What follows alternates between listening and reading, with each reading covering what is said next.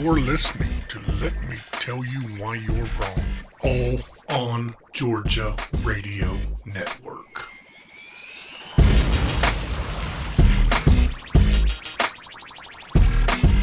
Welcome to episode 63 of the Let Me Tell You Why You're Wrong podcast. Matt Lowe may be joining us later, but right now we have the bombshell who drops bombshells. She's a writer, blogger, TV personality, and the glue that holds this show together, Jessica Szilagyi. Hey, I don't know if I can live up to that description, but thanks. I do like, having the bar lowered for me. How's your week? My week's been good. How's your week been? It's funny. I was thinking about running for office out here. Mm-hmm. And then? So I went ahead and tried to shore up some of my possible, self-vet. So I contacted my ex-wife. And then when I decided not to, I contacted her again. I said, hey, listen, because she grew up in Peachtree City. I said, listen to episode 61. We were talking about Peachtree City. And that's one of the intros I used was, I'm Dave Robertson, you're not. So she sends me a note. It says, never say that again. I said, it's an old Chevy Chase bit. She goes, I know. It worked for him. That's awesome. It is. I told her, I said, why don't you come on the show? She goes, because I would destroy you. Yeah. I mean, she's smart. I mean, literally Mensa smart. Made a poor decision 20 some odd years ago. but she's smart. It happens to the best of us. Apparently it does, because I tricked another one later. So, what was your main thing for deciding not to run for office? The opponent is a fundraiser, a very, very good fundraiser, well entrenched in the churches. Politically, I could beat him in a debate easily, but he'd never have to debate. Mm-hmm. And in order for me to be viable, I would have to take money for people. So I could not, in good conscience, ask someone to donate to my campaign if I didn't have a reasonable expectation that I could win office. That's fair. Which 18 of the Democrats running right now could probably take that lesson, but they won't. Right. Yes, I think we were talking about what time we were going to record this week's episode, and there were 21 candidates, and by the time we started recording, there were 22. I mean, they're just falling off the trophy wall. It's going to be a roulette wheel. I don't even know most of their names. Well, nobody does. That's a great Jeopardy question. If Jeopardy were actually topical and not recorded 6 months ago, which, by the way, the champion that's going right now is closing in on 2 million. I mean, dude's very, very good. But if name all 20 candidates for Democratic candidates for president, I can't word today. Take a low saying. I don't think they could. If they could, I would be extremely impressed, because I'd like to consider myself fairly well versed in the political world, and people are coming out of the woodwork, and I'm like, who? Yeah, you're better than I am, because I'll turn on TV and it'll say presidential candidate under their head talking. I'm like, who the F is that? Right. It's terrible. Mayor of this city. You're like, who? That's the beauty of our system, that anybody can run. That doesn't mean everyone needs to run. But I'm just some redneck from Paulding County. What do you know? Exactly. Not much. I do know that a government-backed study says 13 Reasons Why Netflix series associated with a increase in suicides. Oh, government-backed studies. This was one that was done by the National Institute of Health, and I actually saw this story on Twitter, the actual press release from the NIH, and I was surprised that they were I mean, there was so much blowback when the series was released with regard to like how it portrayed suicide, because if you haven't seen it, it's 13 Reasons Why this girl took her own life, and at the end it shows that she's, taken her life and how her family and friends have to deal with it. It's very thought-provoking and real and emotional, but it's done very sensitively and with like reforms and offers for help in mind. So saying all of that, I was surprised that they wanted to even set out to study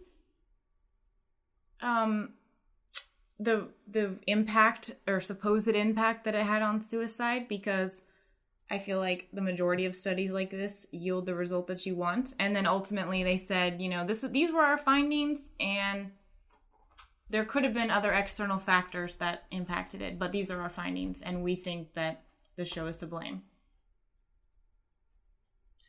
There could have been other factors. You think?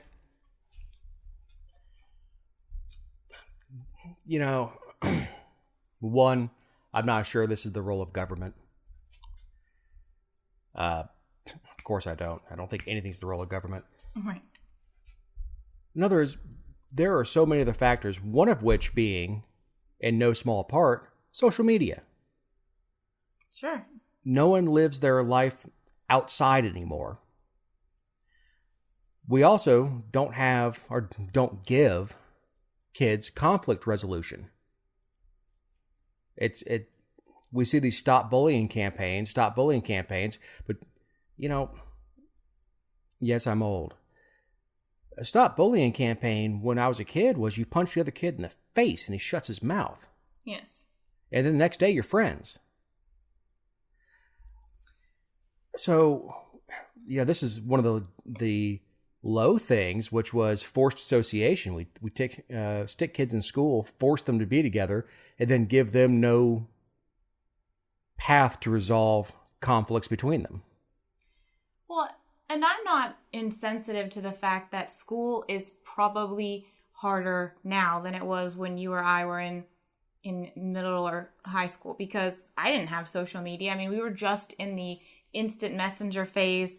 You still paid by the text, so there wasn't there weren't like group texts going around or anything like that. And if something happened that was embarrassing, or there was a rumor, it circulated, and then the next day or the day after that, it was over. You didn't have to deal with the incessant life of social media. So I do think that things are worse. But like you said, we're softening society. I mean, my mom and dad told me when someone was screwing with me and the teacher wasn't doing anything about it, they told me to go to school, and the next time he did that, to punch him. And I did. And he never touched me again in the 3rd grade. And everything was fine from then on. Like, people don't teach their kids to do that. I'm still stuck on, you had texts, but you had to pay per text. Yes, it was a very long time ago. I'm almost 31. It's very sad. I don't want to talk about it. We had pagers. Yes. And you talked in code? Yeah, and you had to have a code. Mm. Now, like, my parents had a bag phone in their car and stuff like that, but there was no pulling your phone out and texting. No. Sorry, that's totally off topic, but speaking of giving me 13 reasons why, good Lord. I feel like I'm talking to like sending Morse code to my friends. Right. Well, and another thing about the study is, so it came out in April of 2017, I guess, and which seems like a long time ago. I can't believe it's been that long. But they examined a 5-year period and said that there was an increase in April 2017 when it was released, and that there was a higher than normal increase in March of 2017 that was unexplained. And then they went on to say, well, it could have been explained by the advertising for the Netflix series coming out. So it's just like point after point after point of trying to craft the message the way that they wanted. And then, of course, they're responsible for, like, they don't just release the study and all the statistics. They release a press release with a summary of it. So you're left with portions of it. And for, again, this cost $456,000 to do. Anecdotes are not evidence. Right. Data's data. And if you want to lay data on top of any sort of life events, you'll see spikes. Just like the whole, it happens in threes. Well, they never really explain how long between the 3 celebrity deaths there are. The 6 degrees to Kevin Bacon. You can connect any 2 people with 6 degrees. You know, that's one of those theories. It does not behoove us, 1, to drop $500,000 on the study. 2, to assign any sort of meaning to what's going on. If you want to say, hey, listen, we're seeing an uptick in the per capita suicide rate of this group of people, well, that's a great thing for the mental health professionals to get a hold of. It's a great thing for parents to understand. Hey, this is on the rise. Talk to your kids. But for government, no. I mean, I could give them the same evidence with half the money. Sure. And it's irresponsible to blame a single show. I mean, Lord only knows what was happening in these people's communities or in the media with actual news stories. I mean, this is I know Netflix is very widely used, but it's not 100%. And from the financial standpoint, it's a drop in the bucket for their budget. I looked it up. They have an annual, in 2018, the same year they paid for the study, their budget was $37 billion. So, I mean, this is the same place, I think, wasn't it? They did Quail and the effects of cocaine or something like that. I mean, it's not a reputable entity to just show us life-changing or life-altering studies that can really change how we function as a society. Man, I'm going to blame it all on Shakespeare because of Romeo and Juliet. Mm-hmm. I mean, he really glorified suicide, and I think that is what's bringing down society. Well, how can we hold him accountable? Dig him up and try him.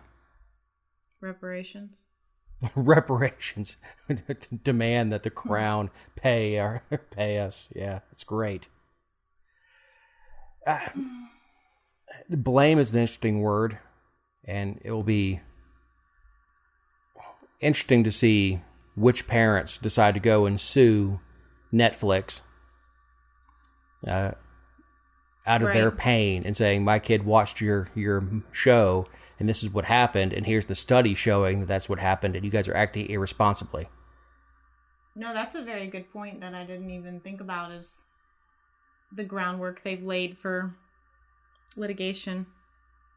Yeah, the litigious aspect, yeah, that's where everything goes back to. Right. Well, a Florida bill would ban cities from requiring developers to build affordable housing.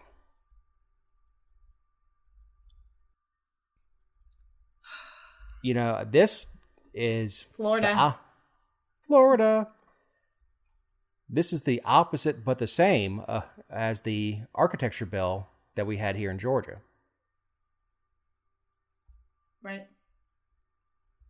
So, I'm not super familiar with this requirement to develop affordable housing when you're developing other things, or however the agreements are set up. So if you are more well versed on it, I'd like you to explain how that works. But I would imagine that it's similar to when, cities say, okay, well, you have to put in this much landscaping, or you have to install sidewalks, or you have to pay for the curbs to be, brought back after we widen the road for your property, or like this is a specific instance related to housing, but local and county governments frequently put standards on developers. Well, what they do is the developer goes to the county or city with their hat in hand saying, I'd like to build these homes. The price point's going to be, let's pick a number, $500,000. And this is the number, this is the density, what we want to do. And they'll come back and say, we need a inclusionary zone. We need you to set aside this percentage for affordable rents. Whether it's HUD housing or whatever else, income qualified housing. So you'll have this very nice neighborhood where everybody else is spending a lot of money, and you'll have a certain amount that are set aside for indigents, people that are using government programs to pay their rent. The idea, I think, is for the government to go back and say, look, we're not pricing you out of your neighborhood. And out here, we have an area called Seven Hills and Bentwater. It used to be the dump, and they built a bunch of nice houses on top of it. And that's exactly what they did, or at least that's what I've been told, is a certain number of those Bentwater and Seven Hills houses were set aside for affordable housing. And this state law would prohibit those counties from putting that restriction on developers.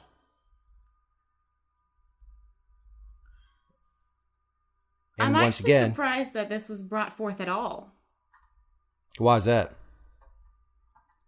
Well, it's kind of similar to my surprise with bringing forward the bill in Georgia with the architectural stuff. I mean, it's not... Some people, I'm sure, see this as an overreach of what is local control, but it's not often that we see bills leaning towards the property owners or developers or landowners. I mean, that's just not a trend we see in the state governments. Well, this hasn't passed, and ours didn't pass. Well, no, but this says it's rapidly advancing through the Florida legislature, of course. Right. Well, developers in Florida have a lot of power. Lots of power. And there are lots of densely populated areas in Florida. I grew up in Coral Springs, which is near Fort Lauderdale, and there used to be space from between Miami and Fort Lauderdale to Coral Springs, and then between that and West Palm. And now it's all basically one city. So as land becomes more scarce, these developers are pushing back and saying, hey, we don't need to be giving away 20% of the land we develop for nothing. And I know people scream local control, but it's not local control over local issues. It's local control over my property. Right. So a restriction from the state onto the local is tantamount to the Constitution restricting government. It's not a law telling developers you have to do this. It's saying, government, you can't do this. And I think that's a huge distinction to make here when these politicians, especially the local ones, who I read for filth not long ago in a meeting, it's not your place to tell a private landowner what they can and cannot erect on their own property. No, I agree. I mean, that's why I supported the Georgia bill about architectural design, because you're limiting local governments. If there's ever a role for government, it's to restrict other government. Right. The Fed could tell the state, no, you can't do that. The state should be telling locals, no, you can't do that. We're going to tell this guy he can't put vinyl siding on his house. No, no, no. And I got into it with a local mayor here. Luckily, I'm not in his jurisdiction, but everything they say comes back to, in that case, comes back to property values. We need our property values up. We need to make sure that every house can pay for the county and city services. Well, how about fewer services? I don't know. I'm silly like that. I know I'm crazy. So yeah, wow, great radio. Once again, we agree. Well, I mean, this one, anyone who is from even the slightest limited government standpoint should support something like this. I mean, these types of bills I feel like are good, even if they don't pass, which of course I support them and I wish they would, but even if they don't pass, I love when they get thrown out there because they draw the line to who actually practices what they preach. Like when the Georgia one went before the Agriculture Committee, it barely passed and they had to do a hand vote, and all those people sitting around the table had to raise their hand or show that they were opposed to private property rights. Like, I like when people have to go on the record like that. So for that reason, Sure. You know, at least make people take a stand on an issue. If it's not going to go forward, at least we know that, like, which jackasses are for more regulations and not the people. Or they pull a Vernon Jones and have a family emergency and run away. 58 times. 58 times. So a New Orleans or Nolans rapper made it famous by a 2017 viral trend, was arrested on Tuesday after she allegedly booked a Lyft for her 5-year-old son and sent him to school in the ride-sharing car alone. So before we go into the topic, I am like irritated with every media outlet that identified the woman as a rapper being arrested for sending her kid in a Lyft, because having mother arrested for sending child to school in Lyft and rapper arrested sets different tones for the audience. And I feel like it was intentional, and I just wanted to be on the record for condemning that, because the occupation of the mother does not matter. No, it does. I mean, Regina Oliver, otherwise known as her stage name, Game Over Reedy. Yeah. I could not sound older or whiter. Well, was the apprehended. The question mark after the name, like Ron Burgundy, is the I'm Ron Burgundy? is the icing on the cake of that pronunciation. I only speak English and bad English. Apprehended, I think, is a very interesting word. On April 23rd, where she's now facing child desertion charges. 5-year-old. So there's so many aspects of this. First of all, the Lyft driver picked up the kid and then drove to the police station instead of just saying, "I'm not comfortable taking your 5-year-old."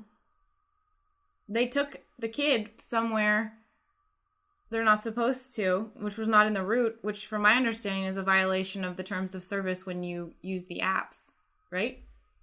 Well, the driver apparently expressed that he would not be able to drive the boy unless she accompanied him. But I'm reading this verbatim, but the mother went back into her home and refused to come out. And I guess that's where they're going to put the abandonment on there. I guess. I mean, it's a very odd... Can you be abandoned in your own driveway? And the desertion, like, I just don't see how this stands up in court, unless they're just going to try to make an example out of this rapper. But, you know, I went to Georgia State, and I took MARTA from Sandy Springs and from Buckhead when I lived in that area to Georgia State 4 days a week.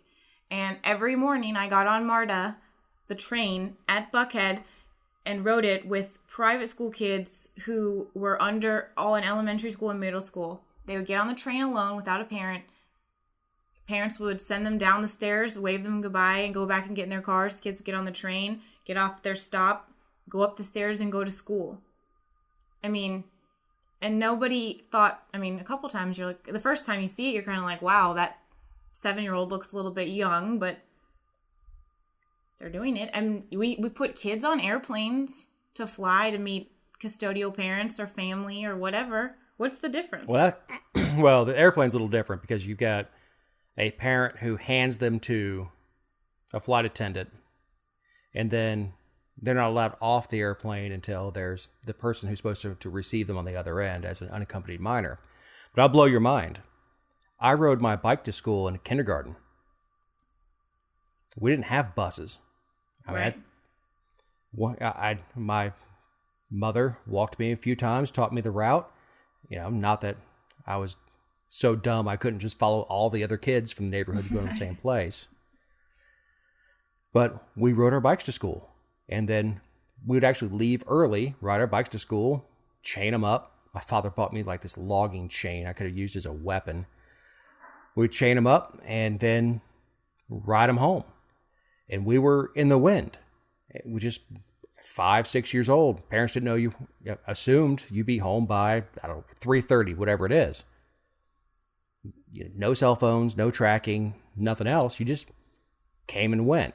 So this idea that you can't take a child, put him with a private driver, which rich people do every day. Sure. That's exactly where I was going to go next. Yeah. Oh, Jeeves, did you take little Tommy and make sure that he's on to school on time?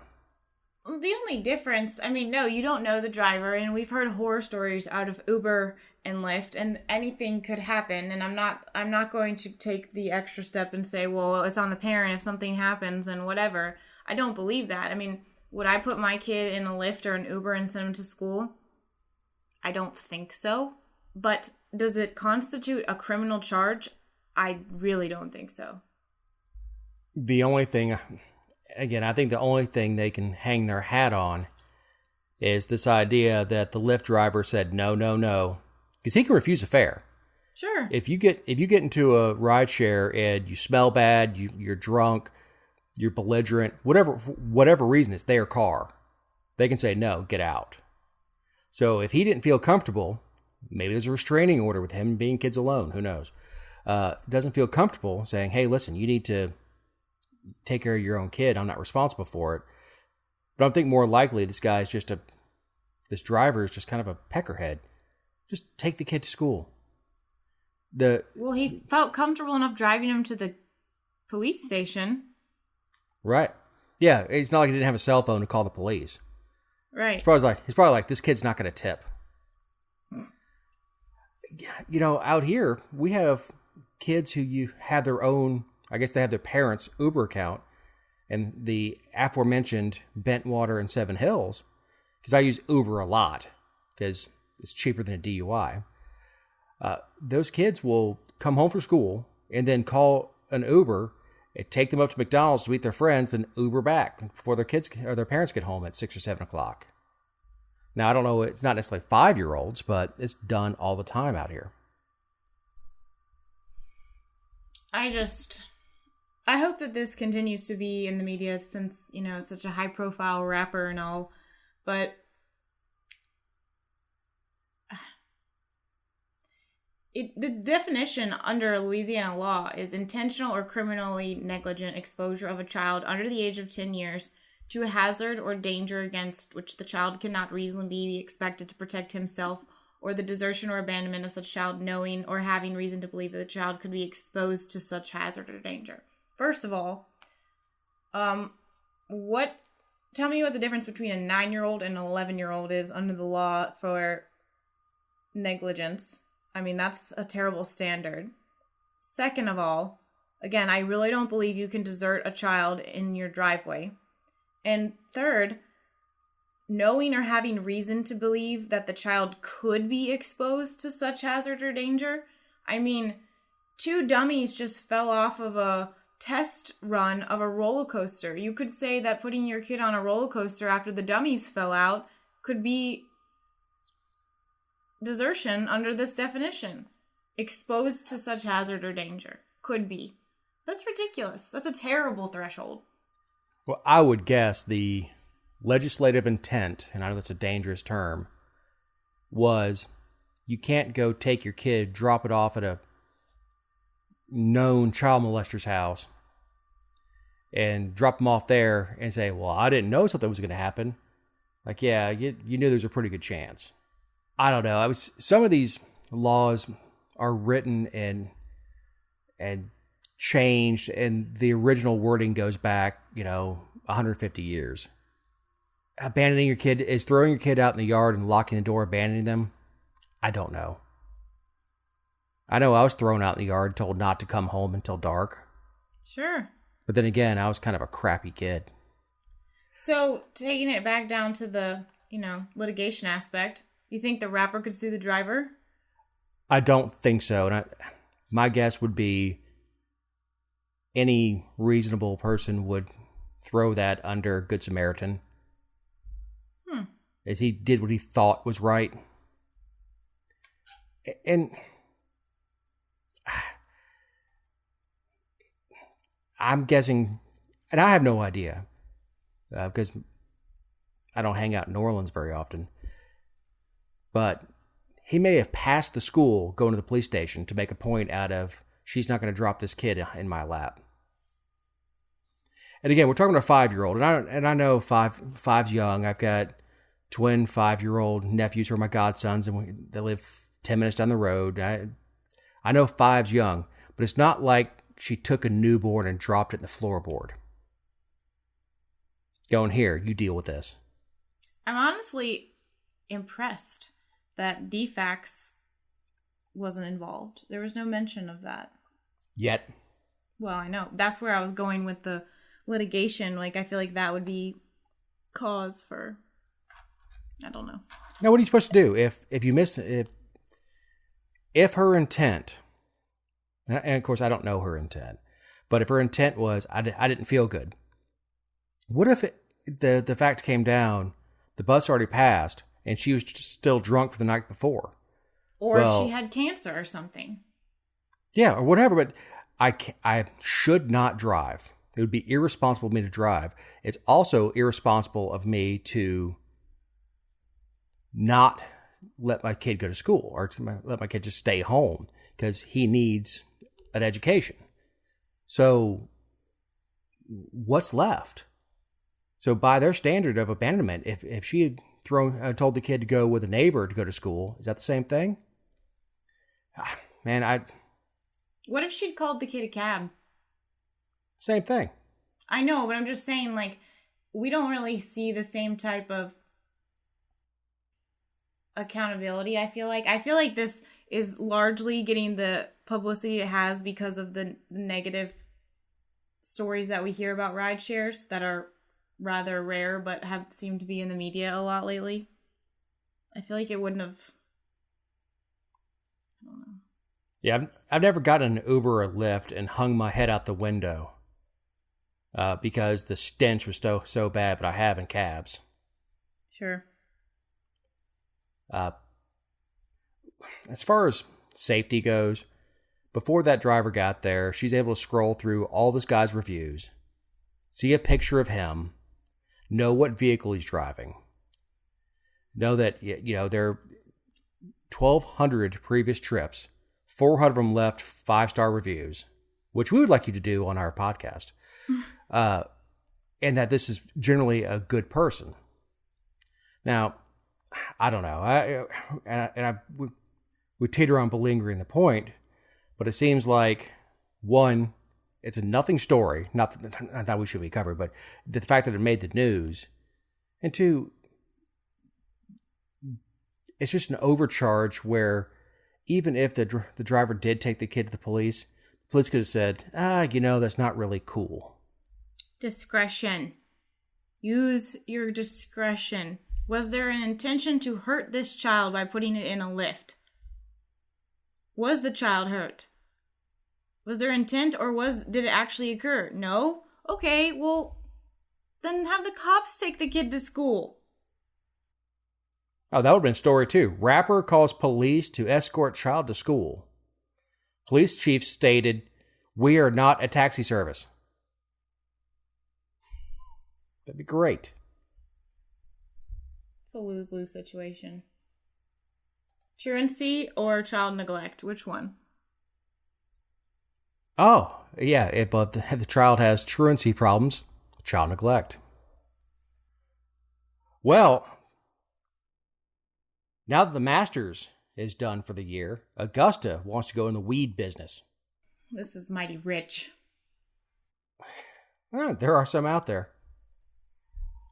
just... City leaders in Augusta say they want to grow marijuana for medical purposes on city land. They want to do it on 600 acres off Lover's Lane. Almost 1 square mile of land. So, Jessica, first of all, how many acres total have we allocated to medical marijuana? I wish you hadn't asked me that. It changed. 9.5. Oh, good. I'm glad you know. I'm glad you know. 9.5. It also has to be an indoor facility. Well, so they're going to erect a building with SPLOST dollars? Not just that. That's indoor facility is the only way you can control the growth of the plant in such a way to control the amount of THC produced by the female plants. Right. The seed to sale tracking that the bill requires. Right. So, plus I've heard from my friends who partake that outdoor weed is crappy weed. Okay. Well, I mean, I'm all about the quality. I wouldn't know, but I saw this article and I was like, are you freaking kidding me? Like, are you really that bold? First of all, what is a city government doing with 600 acres of land just sitting around? I'm not a fan of that. Second, it's supposed to be, the licensees are supposed to be like corporate entities. That's the language. Right. I do have to make an admission in the story because I was reading it quickly. According to Rodney Creech, and then it quotes him again, people are going to follow the money. Wherever the money is at, people are going to come, said Creech. I swear to God, I read Cheech. Mm-hmm. As soon as I saw the story about weeds, Cheech. What other product does a city produce? Water is the only business, water and sewer, I guess, like, I don't know if you would consider water a commodity or a service, but that is the extent of what our state allows them to do for revenue generation, other than taxes, fines, and fees, for a reason. In what universe is it a good idea to have the government selling, especially a local government? Like, yes, the university system having the monopoly over this, which was a proposal during session, was a terrible idea, but that pales in comparison to having a local government be in charge of producing a good and selling it to the public. I can't think of a worse idea. And if you want an entity to suck at something, let government do it. Yeah. Only government can make weed, could lose money selling weed. And I think we've done a story before that covered this, that government made such crappy weed so expensive that people were still buying it from drug dealers. Right, which is a concern with this bill anyway, because there's only 8,500 patients and the licenses are so expensive. And there's so many factors that are already going to be playing into cost. And the fact that there's so few licenses, do we really want the local governments, to be usurping those few opportunities for the free market? And setting all of that aside, the door that this would open, I am super cynical about local governments because I spend my days ripping them to shreds and studying their financials and seeing the corruption that is taking place in cities big and small. I support decriminalizing weed across the board, but right now it is still a controlled substance and it's illegal. Do we want our local governments having people be in control of something? It's just the concept doesn't make any sense, and it's a recipe for financial audit problems, for employee problems. It would be a domino effect of problems. Now, in some utopia, they start dealing weed and nobody has to pay property taxes. Right. Sure. If it was truly a free market bill that opened it up, I think I would be less cautious because there would be so many market competitors that a local government probably wouldn't even benefit from doing something like this. But also think about when you think about the fact that it's illegal, think about the position that would put your local police department in. Because, you know, there's a lot of cities where they've decriminalized weed and it puts the law enforcement in a weird place and they don't know how to enforce the law, and you know, when they're breaking other laws and weed is involved. And we already see all the time where police departments often go, I don't know, they let things slide or turn their heads when city employees and city officials are doing things that aren't on the up and up, and then you bring drugs into it. It's just... Well, smaller government tends to be more corrupt government. For example, the airport fiasco out here. It's finally settled because we're going to have an aviation academy, thanks to Governor Ed McMahon Deal coming down here with his giant check and giving us money for the aviation academy. But driving out that way not long ago, I saw a bunch of for sale signs for commercial property right next to the airport. Now that it's settled, the name on all these signs are the former chairman who inked the deal to build the airport. Of course. Right. So the pot farmer is going to be somebody who's very close in with that community. Stay out of it. I mean, nothing good can come from it. Nothing. Not from a supply, not from a financial. I mean, nothing good can come from it. No, the quality will not be good because everything government touches turns to crap. The supply chain of it will not be good. The administration will not be good. And you expose the taxpayers of Augusta to pretty hefty fines and litigation. Right. And then, you know, from like a transparency standpoint, like I've thought about, like, what about that would be subject to open records because they've shielded certain things related to, you know, like it would just...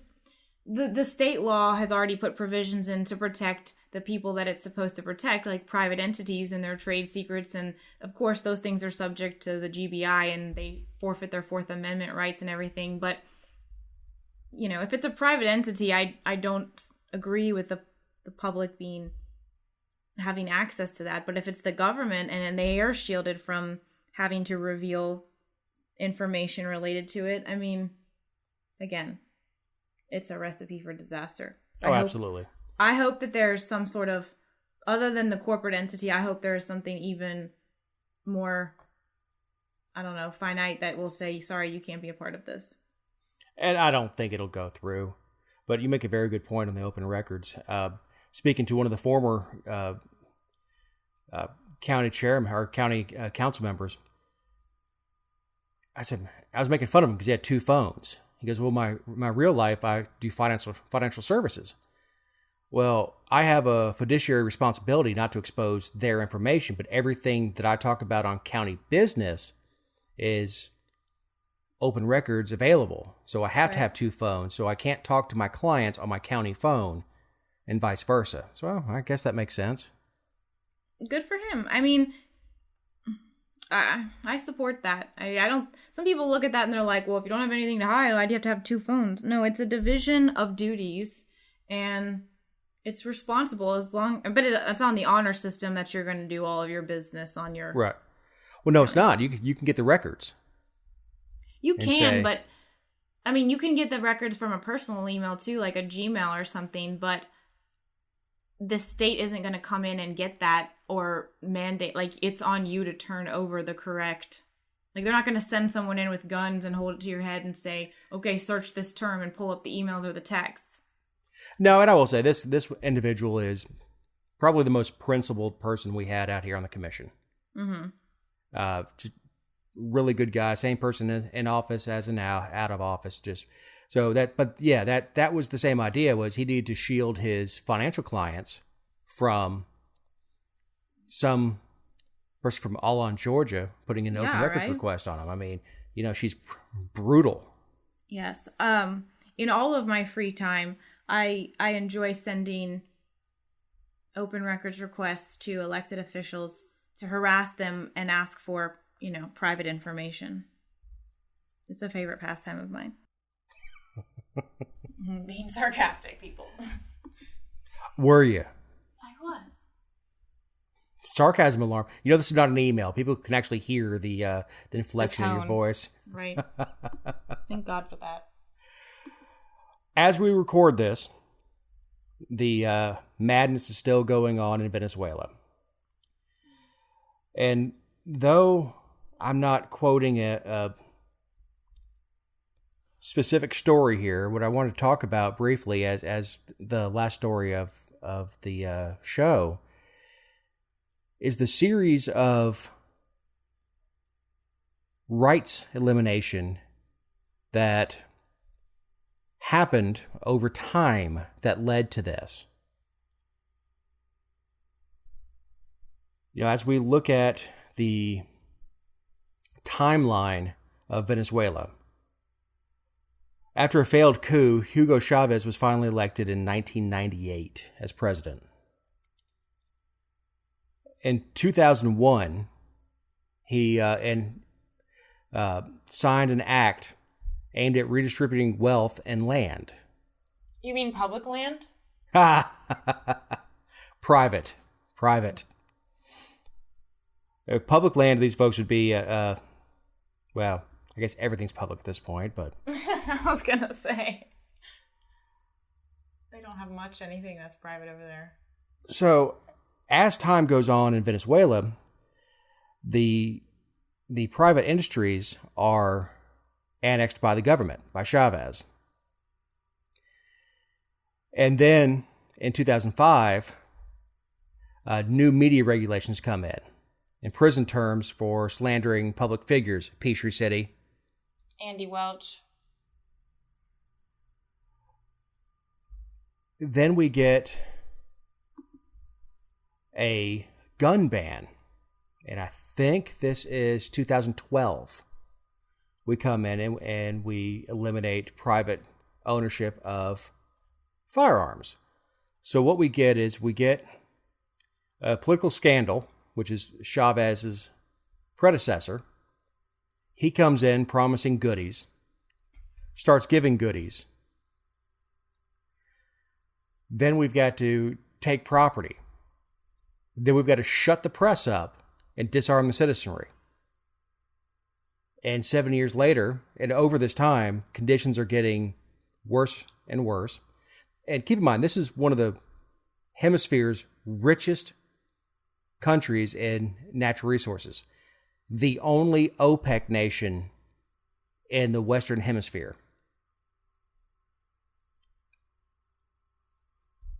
So there's plenty of money available. And we get Chavez, before his death, devaluing the Bolivar. And this is where we are.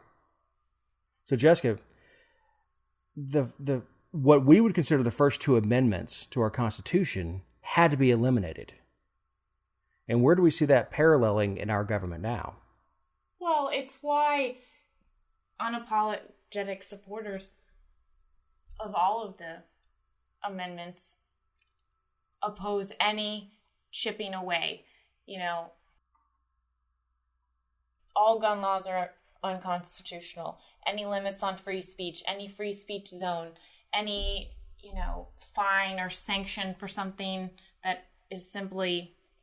That's why the standard for slandering and labeling public officials is so high, for reasons exactly like this, because, you should be able to say that someone is corrupt or whether they are or not. That's your opinion.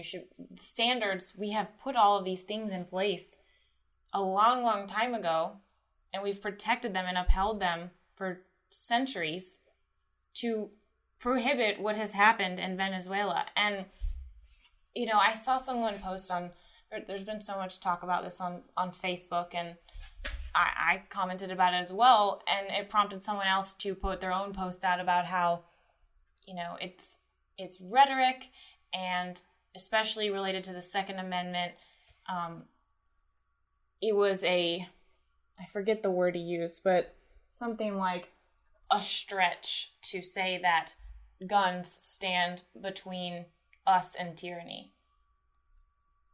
All 10 amendments in the Bill of Rights stand between us and tyranny. Those amendments quite literally restrict government. Like, that's why they were put in place. Not to give us rights, but to restrict government. I don't know how things like this, when we have instances like this in the news that are so prominent, it's very hard for me to comprehend how anyone could accept any type of erosion of any of these things here in the United States when you see things like this. Right, and one of the best memes, and I know it's a horrific situation to be talking about, something lighthearted, but it says, what civilian needs a rocket launcher? And it has a picture of a Venezuelan, I think it's an APC, armored personnel carrier. It said, application right here. Mm-hmm. This is why we have the Second Amendment. The Second Amendment is not a hunting and sporting amendment. It is a protection to the people that the government will always fear them. And government has a definite interest in making sure that the citizenry is disarmed. Well, and this same person, who I'm not naming, but is a political pundit that a lot of people follow, made the argument that you can't outshoot the U.S. military. I'm pretty sure that they said the same thing in 1776 about the British. And no, our military is very well armed, and the videos that are coming out of Venezuela are terrifying. Like, I can't imagine being in a situation like that. But the protections that we have against government give us a much better fighting chance to keep something like this from happening ever than those people down there who have slowly but surely, not just with their rights, but their everything they have, like their economic, they made the people so dependent on the government by eroding every economic freedom there was and every economic benefit there was and every private ownership there was, and then they stripped away these freedoms, and these people are literally reliant on the government to eat, breathe, and survive. They are so reliant on the government that they're begging another branch of the government to save them. Right. They're attempting to persuade the military to coup. That's essentially the American colonists going to the British commanders and saying, would you help us rebel against the king? Because we don't have any arms. We don't have anything. And I was reminded of the Boston Tea Party when I saw these protesters throwing rocks and stones at the soldiers and getting shot, getting themselves killed for it, because they have no other means of fighting. The government does not fear the people. And that's not a place where we want to be. And when we hear about officer safety, we can't let you tint your windows because of officer safety. He doesn't know if you have a gun. Well, he shouldn't. Sorry, he's acting on behalf of the government. Every door that, if someone's kicking doors, they should have a reasonable expectation that there's a gun on the other side, because that's what our founding fathers wanted. The last straw that begat Lexington and Concord was an arms confiscation, and that's what they were at. That's what the British were after, was disarming the colonists so that they could control them. They knew as long as the colonists were armed, they would never have true control over Massachusetts. Of course, try getting a gun now in Massachusetts. Right. It's like I said, things like this, and I understand that Venezuela never had the protections to the extent that we do. I get that. But watching it all unfold I never feel bad about how, like, brazen and unapologetic I am about sticking quite literally to our guns and fighting and opposing everything because it's a small chip away. But it just makes me more intolerant of people who are so weak that they think it's okay because it's for the greater good, or that they trust that the very entity, like you said, that has the interest in silencing us and disarming us and would benefit from fewer Fourth Amendment protections and less due process. The entity that benefits from all of this is telling you why you need fewer rights. And people just say, okay, I understand. That makes sense. Makes me not love thy neighbor. Everyone sucks. Everything's horrible. It is. Once again, great radio. We agree. We agree. But these have been our opinions, and not necessarily those of All on Georgia. As I slipped in earlier, please like and share us on social media. Go to the platform that you're hearing me on right now and rate us 5 stars. If you didn't like it, rate us 5 stars anyway. Tell your friends and family about us. But odds are, if you're like me and you've been talking politics your entire life, your friends and family don't really want to listen to it. Like none of my family listens to this. They're like, yeah, we've heard you. Yeah, I'm sure it's great. Good job. That's so cool that you're doing it. Yeah. Gee, I can have you right in my ear holes yelling about politics. That's great. It's okay. I forget when it was, but there was an instance where, like, my mom acknowledged that she commented on an article and, like, praised me for doing a good job, and I asked her a question about it, and she acknowledged publicly that she didn't read it. Like, that's just family for you. Well, Jessica, do you have any closing thoughts?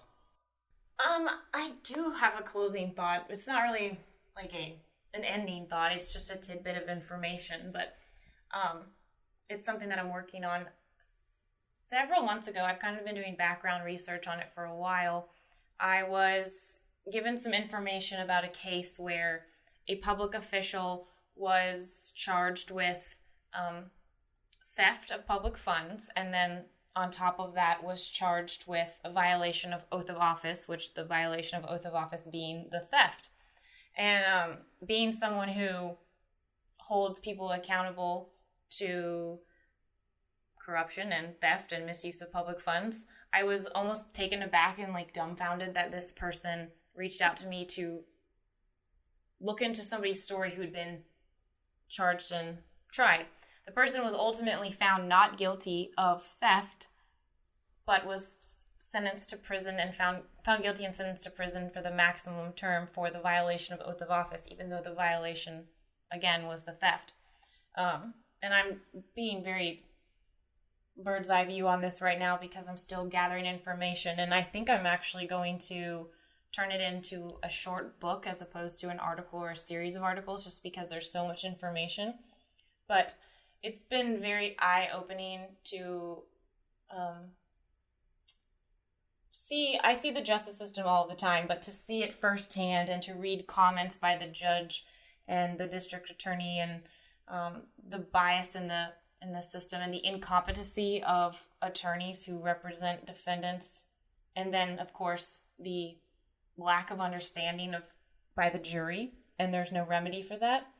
So I'm going to be kind of dropping information and providing updates on that as I do more investigating on it, but it's a pretty interesting story when you dive deep into it. But of course it's rural Georgia, because that's where most miscarriages of justice happen. But well, they happen everywhere. That's just where you are. It's true. And they're more prominent. I mean, the guy is black, and he's a West Point graduate and military upstanding citizen, but all of that played into, just interesting comments from the judge, like that, being a West Point graduate made him arrogant, and his military service wasn't sufficient because he wasn't shot at in Afghanistan, and things like that are on the record in court, and you're like, how is that okay?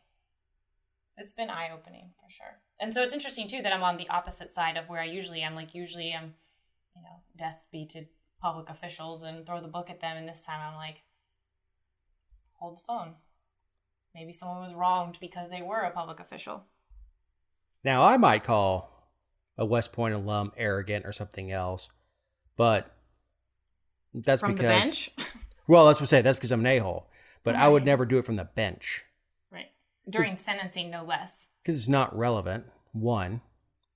But the good thing about him saying that is it gives everyone a window into his soul and his mind of where he is in this whole thing, that obviously he harbors some grudge against, those with an academy ring, for whatever reason. If he doesn't like, whether he doesn't like all military, or doesn't like academy alum, or doesn't like college boys, which you assume that a judge, has a law degree, but that may be too much. Sometimes it is. Or whatever it is. Well, Matthew, your closing thought? Public lands. All right. Last week, we lost Peter Mayhew, Chewbacca from Star Wars, a movie that Matt has never seen. Jessica, did you ever watch any of the Star Wars that were... I've seen all of them. I know, that's like antique footage to you. Mm-hmm. But a very nice 7'2" actor who we lost at a relatively young age of 74. Programming note: next week we will have some updates on our format, so tune in for that. And Jessica, unless you have anything else, for Jessica Szilagyi, Matt Lowe, I'm Dave Roberts. Talk to you next week.